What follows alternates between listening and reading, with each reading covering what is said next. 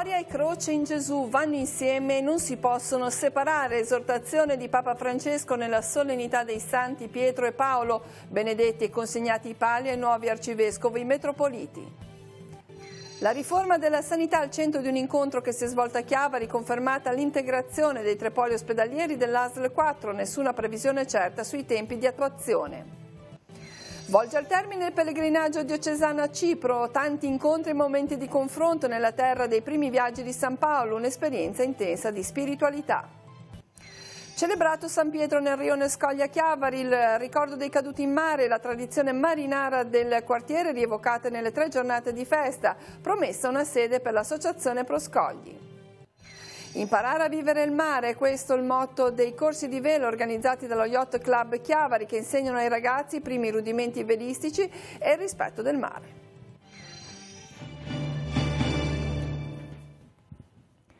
Buongiorno a tutti, ben arrivati al TG13. Oggi la Chiesa fa memoria dei santi Pietro e Paolo. Auguri a tutti coloro che festeggiano l'onomastico. In piazza San Pietro questa mattina Papa Francesco ha benedetto i palli presi dalla confessione dell'Apostolo Pietro e destinati agli arcivescovi metropoliti nominati nel corso dell'anno. Partecipare all'unzione di Cristo e partecipare alla sua gloria, che è la sua croce, ha spiegato il Papa nell'omelia della celebrazione eucaristica. La sintesi. Gloria e croce in Gesù vanno insieme e non si possono separare. Lo ha ribadito Francesco durante la messa presieduta in piazza San Pietro in occasione della solennità dei santi Pietro e Paolo, durante la quale ha benedetto i palli consegnati poi ai 30 nuovi arcivescovi metropoliti. Nell'omelia il pontefice ha indicato un grande rischio. Se si separa la gloria dalla croce restano solo trionfalismi, vuoti di amore, vuoti di servizio, vuoti di compassione, vuoti di popolo. Contemplare e seguire Cristo esige di lasciare che il cuore si apra al Padre e a tutti coloro coi quali Egli stesso ha voluto identificarsi. E questo nella certezza di sapere che non abbandona il suo popolo.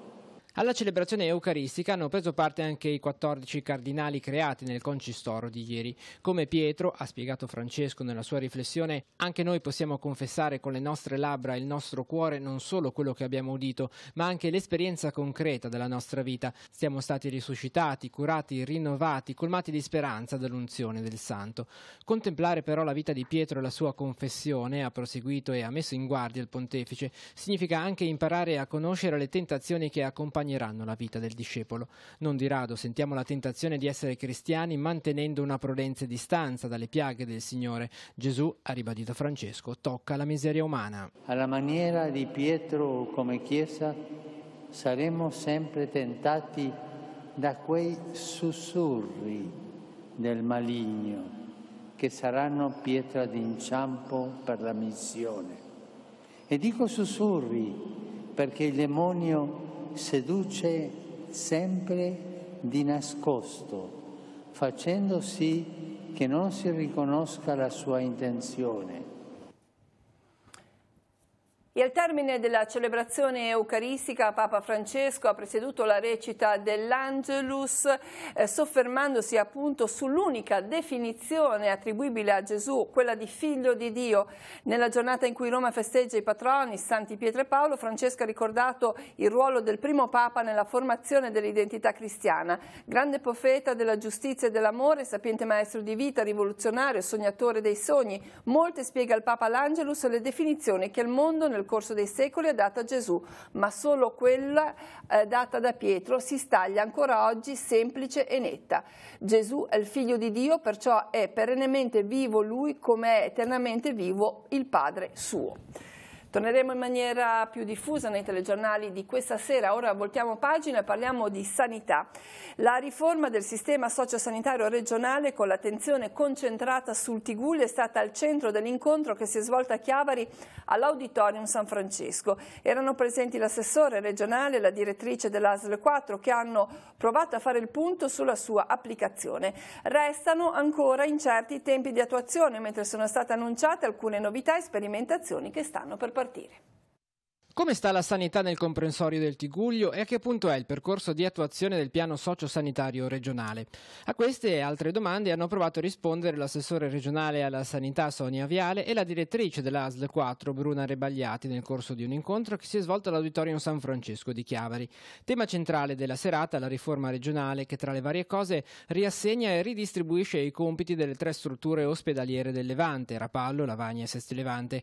In attesa che quello contenuto nei documenti scritti diventi realtà, necessario a questo proposito l'approvazione in regione dei piani operativi di ciascuna azienda, passaggio formale previsto per i prossimi giorni. Dalla direzione generale è stato confermato lo schema progettuale per una completa integrazione dei 3 poli sanitari del Tigullio. In particolare avremo il nostro ospedale di Lavagna, che è il nostro ospedale dedicato all'emergenza-urgenza, sede di idea di primo livello, all'interno del quale devono essere collocate tutte le strutture che sono indispensabili per dare una risposta concreta e corretta all'emergenza.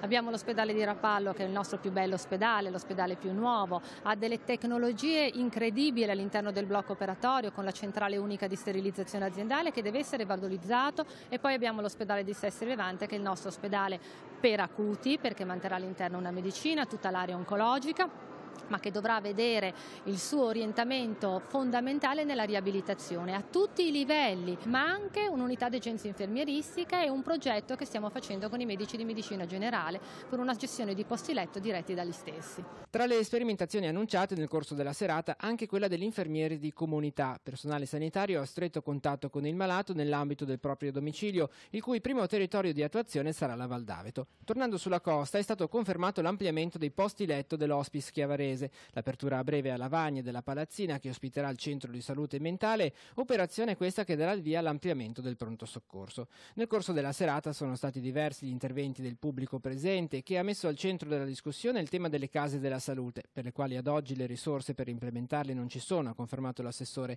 e dei tempi di attuazione di una riforma ad oggi solo sulla carta. Benvengano le osservazioni, le critiche costruttive, perché l'obiettivo di tutti è migliorare il sistema.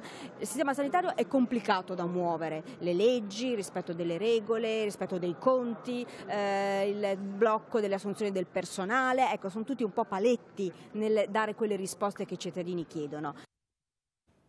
La cronaca: sono stati individuati gli autori della rapina ai danni di un laboratorio Orafo messo a segna il 27 aprile del 2017 a Chiavari. Si tratta di un italiano pregiudicato di 38 anni e di uno straniero di 30, attualmente in carcere per altri reati, uno a Genova e l'altro a Torino, ai quali è stata notificata l'ordinanza di custodia cautelare. Gli uomini del commissariato di Chiavari sono arrivati a loro grazie ad una serrata attività di indagine. I 2, travestiti e armati di coltello, avevano rapinato il laboratorio Orafo operativo nel quartiere di Rupinaro, minacciando il titolare ed alcuni clienti ed impossessandosi di monili in oro e oggetti preziosi per un valore di circa 10.000 euro. I malviventi erano poi fuggiti a bordo di uno scooter rubato poco prima. Fondamentali per la risoluzione dell'attività di indagine sono stati gli accertamenti tecnici di tipo biologico-molecolare compiuti dai laboratori della Scientifica, che hanno mappato i campioni di DNA rinvenuti dai poliziotti di Chiavari tra Carrasco e Levi, dove i malviventi si erano disfatti del motociclo utilizzato per la fuga di alcuni capi di abbigliamento. Risolutiva è stata anche l'analisi del sistema di videosorveglianza del comune di Chiavari e di quelli vicini. Stiamo vedendo alcune foto. Si conclude domani il pellegrinaggio diocesano a Cipro. Il gruppo, guidato da Don Fabio Mazzino, ha visitato diversi luoghi, testimonianza della Chiesa degli inizi, descritta dagli Atti degli Apostoli. Al tempo stesso è stato proiettato nella realtà attuale di una Chiesa in evoluzione. Momenti intensi nella cordialità di un popolo accogliente ma ferito. Sentiamo. 8 giorni sull'isola di Cipro, alle sorgenti della Chiesa primordiale, con lo sguardo aperto all'attualità e al futuro. I pellegrini della diocesi di Chiavari stanno concludendo il loro percorso sulla terza isola per estensione del Mediterraneo, mossi da un forte desiderio. Ci siamo mossi con il desiderio di crescere, di maturare nel nostro percorso interiore e di incontrare la Chiesa degli inizi, la Chiesa descritta dagli Atti degli Apostoli, e soprattutto dei primi viaggi di San Paolo, accompagnato dal padre spirituale San Barnaba, ed è anche la terra di Lazzaro, l'amico di Gesù, il primo che abbiamo incontrato il primo giorno. A Larnaca esistono ancora i resti della presunta tomba di San Lazzaro. I pellegrini hanno avuto l'occasione di incontrare padre Giorgio, vicario di Monsignor Pizzaballa, custode di Terrasanta, e Mrs. Thompson della Chiesa Anglicana, in un mix tra passato e futuro. L'accoglienza sull'isola è stata cordiale ed affettuosa, pur nelle sofferenze di un popolo che porta diverse ferite. È una terra bellissima, è la terza isola del Mediterraneo per dimensioni. Ad accoglierci fin da subito c'è stato un vento caldo e anche l'incontro, direi, con dei volti duri, che vedi che sono scavati dal sole, dal mare e anche da una certa sofferenza. La sofferenza di vedere i propri ideali di unità infrangersi, poi piano piano diventare illusione, smarrimento. È una terra sicuramente ferita. E stiamo cercando di metterci in ascolto. Anche Cipro è territorio di interessi internazionali, ma con un forte desiderio di unità e di apertura ecumenica. Volevo chiudere così con la bellezza di aver celebrato sulla tomba di San Barnaba una celebrazione ecumenica davvero molto speciale. Abbiamo colto la bellezza intensa di poterci rivolgere guardandoci negli occhi in una maniera vera. Secondo tradizione, la festa di San Pietro nel rione Scoglia Chiavari viene anticipato al fine settimana precedente alla data del 29 giugno. 3 giornate di incontro, intrattenimento e preghiera, culminanti con il ricordo dei caduti in mare e delle tradizioni del quartiere.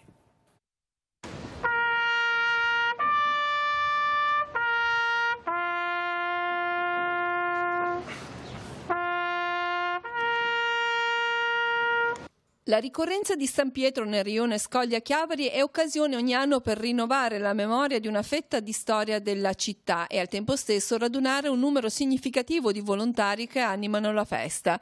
Quest'anno è coincisa anche con la prima uscita ufficiale del nuovo presidente dell'Associazione Pro Scogli, Mauro Barabino. Anche oggi l'aspetto della festa, che era al cuore, oggi è stata veramente bella e suggestiva. Il mare ci ha aiutato, le barche c'erano tutte, quindi è stata veramente una bellissima festa. Sono molto soddisfatto, sono soprattutto soddisfatto di come hanno lavorato i soci per la parte, diciamo, meno formale ma più sostanziale, ecco. La storia del rione Scogli è indissolubilmente legata al mare. In questo quartiere del comune di Chiavari sono stati costruiti velieri che hanno solcato i mari di tutto il mondo. Dal mare hanno tratto una fonte di sostentamento attraverso la pesca molti degli abitanti di questa porzione del territorio che trova il suo ideale centro nella celebre piazzetta dei pescatori. Tanti ricordi legati a questa festa e a questo quartiere anche del sindaco Marco Di Capua. Mi sono venuti in mente 17 anni che ho passato sul Golfo del Paglio, su varie armi, Lavagna, Sesti Levante e Chiavari, e soprattutto ricordi del 2002 quando abbiamo vinto il Paglio Remiero, l'unico paglio che ha vinto la città di Chiavari. Però anche il ricordo di Giulio Gritta mi ha fatto venire in mente bambino quando mio papà, che costruiva gozzi a Lavagna in porto, maestro d'ascia, tutti i gozzi con la vela latina venivano armati da Giulio Gritta, un grande uomo di mare, un grande velista, un grande pescatore che incarna pienamente il valore e la tradizione marinara del quartiere degli Scogli. Nel giorno della festa è arrivata anche una prima indicativa risposta ad una richiesta che l'Associazione Pro Scogli ha mossa al sindaco. Chiede in questo quartiere una sede che verrà data dal comune di Chiavari non appena chi costruisce i palazzi qui dove c'era il cantiere consegnerà le opere pubbliche al comune di Chiavari, presumibilmente entro l'estate prossima. I lavori per la realizzazione del nuovo percorso pedonale di collegamento tra località Poggiolino e il cimitero urbano di San Pietro di Novella a Rapallo e la ristrutturazione della cosiddetta Casa del Custode del cimitero urbano a San Pietro di Novella sono stati aggiudicati al raggruppamento temporaneo di impresa Verzi Costruzione SRL e la Tecnocasa Impianti SRL, entrambe con sede a Genova. L'importo complessivo degli interventi è di circa 626.000 euro. I lavori prenderanno indicativamente il via entro le prossime 3 settimane. Domani alle 21 nell'area esterna della scuola Maria Luigia di Chiavari si terrà un incontro dal titolo Non solo esperto ma testimoni, la vita tra stupore e pianificazione. Ospite della serata sarà Pierluigi Stripoli, docente di biologia applicata all'Università di Bologna, figura fondamentale in Italia per la ricerca sulla sindrome di Down. Tema dell'incontro sarà proprio il suo dedicarsi a quest'opera, in un tempo in cui spesso prevale una logica di rifiuto che predilige pianificare anziché accogliere l'altro, un figlio come un dono, come valore a prescindere da uno stereotipo di perfezione. L'iniziativa è sostenuta dalla sede del Tigullio Est di Anfas, dal Movimento per la Vita e dal Villaggio del Ragazzo. Ora sfogliamo le pagine dei quotidiani insieme a Marco Revello, poi ci ritroviamo con tutti gli aggiornamenti e lo sport.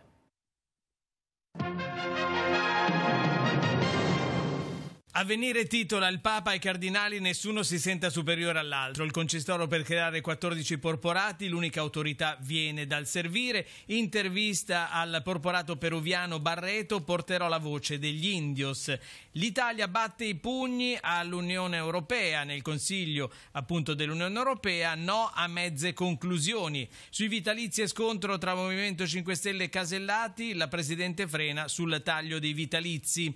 Vince l'Australia, pacchetti di sigarette senza i marchi, bocciati ricorsi al WTO.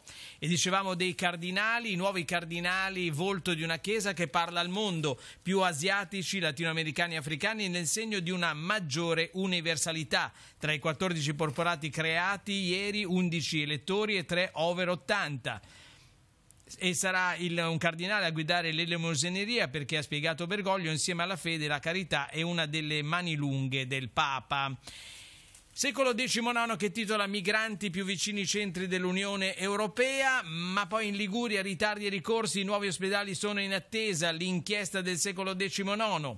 Alle Cinque Terre arriva la prima maestra dei muretti a secco e oggi si ricorda anche l'elezione di Pertini, avvenne nel 1978, 40 anni fa. Pertini, 7 anni che salvarono l'Italia assediata. Bagni Liguria di Sestri Levante, 70 anni sempre aperti per passione. All'interno del secolo XIX nel Levante, bus navetta collega Rapallo Santa e Portofino all'aeroporto. Il servizio dal 15 luglio per 2 mesi in via sperimentale, proposto dal Colombo, sarà gestito da ATP Servizio. La tariffa €20, 30 per andata e ritorno. Si studia l'opzione benefit salta il check-in.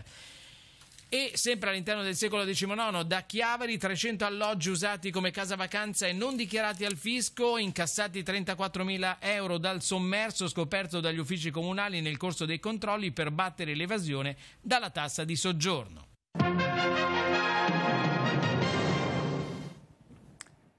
Alcuni aggiornamenti di cronaca, il primo lo troviamo sul nostro sito teleradiopace.com. Questa mattina intorno alle 5:45 i vigili del fuoco della sede centrale di Genova sono intervenuti in via Benedetto Brin a Genova per una grossa perdita d'acqua in strada che ha causato l'allagamento del sottopasso, vediamo in questa foto. Le operazioni hanno riguardato la messa in sicurezza dell'area in attesa degli organi competenti.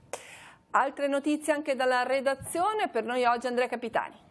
Grazie Cristina, buongiorno a tutti. Ancora la cronaca, ancora con i vigili del fuoco, perché è in corso da questa mattina alle 11:30 un intervento degli uomini del distaccamento di Chiavari a Favalle di Malvaro a causa di un frontale tra 2 auto sulla provinciale 23, siamo all'altezza del Forno Galletti. Lo scontro sta provocando la chiusura della viabilità a causa dei mezzi coinvolti e che stanno occupando la carreggiata. In questi minuti sono in corso le operazioni di rimozione. L'impatto, sulle cui cause sono in corso accertamenti, fortunatamente non ha causato feriti gravi, per cui solo le conseguenze riguardano solamente la viabilità che al momento resta interrotta. È tutto dalla linea. Un appuntamento per questa sera dalle 21 alle 22 in piazza da Vigo a Rapallo. Si terrà uno spettacolo per e con i giovani organizzato dal Centro Giovani Fuori dai Binari dal titolo Panta Circus. L'iniziativa ha ottenuto il sostegno della Compagnia di San Paolo e il patrocinio del Comune di Rapallo. E ora lo sport con la vela. È dal 1963, anno della sua fondazione, che lo Yacht Club Chiavari organizza i corsi di vela per bambini per insegnare loro il rispetto del mare e le basi per solcarlo attraverso le vele. Sentiamo. Tornano i corsi di vela dello Yacht Club Chiavari, il cui scopo è di avvicinare i bambini al mare, insegnare loro a rispettarlo e fargli acquisire i primi rudimenti di vela. tutte le mattine, dal lunedì al venerdì, in orario 9-12:30 e al pomeriggio 16-19:30, in caso di esigenze particolari. I ragazzi devono avere il certificato medico di idoneità sportiva, poiché per svolgere i corsi devono essere tesserati della Federazione Italiana Vela e possono scegliere se fare una o più settimane. Siamo andati a chiedere cosa si impara ad un corso di vela. Prima cosa è incominciano a imparare i nomi delle barche, come sono fatte le barche e i nomi sia delle barche che delle vele. Seconda cosa, imparano un minimo di conoscenza del rispetto del mare, delle regole di prevenzione degli abbordi in mare, per poter eventualmente poi andare anche con papà e mamma a sapere quali sono le regole. La terza cosa che imparano è pian pianino condurre la barca. Imparano già un qualcosina che permette loro di uscire con la barca, di fare un giretto, di comunicare. La prima cosa che cerco di insegnare è il rispetto per il mare, che non sembra ma in questo periodo manca molto. Poi vabbè, naturalmente si insegnano i nomi delle principali parti della barca, quindi semplicemente la vela, il timone, come funziona, cosa serve, perché ci sono e perché servono. Poi si comincia ad uscire in barca, si impara un pochino come reagisce la barca anche ai semplici spostamenti del peso e poi piano piano si va avanti, si complicano anche gli esercizi, si parte magari da semplicemente andare dritti, che non sembra, ma in barca non è semplice come in macchina, per poi complicarlo sempre di più in magari virate, considerando anche il tempo che ci si impiega, cominciare a fare dei percorsi, cominciare magari anche un approccio a un ambito agonistico, quindi una regata, sì, quindi tutte le regole, che c'è un mondo dietro. E con la vela si conclude questa edizione del telegiornale. L'informazione torna questa sera alle 19:15, 20:30, 22:45 con Tigullio Oggi. Grazie a tutti dell'attenzione e buon proseguimento di giornata.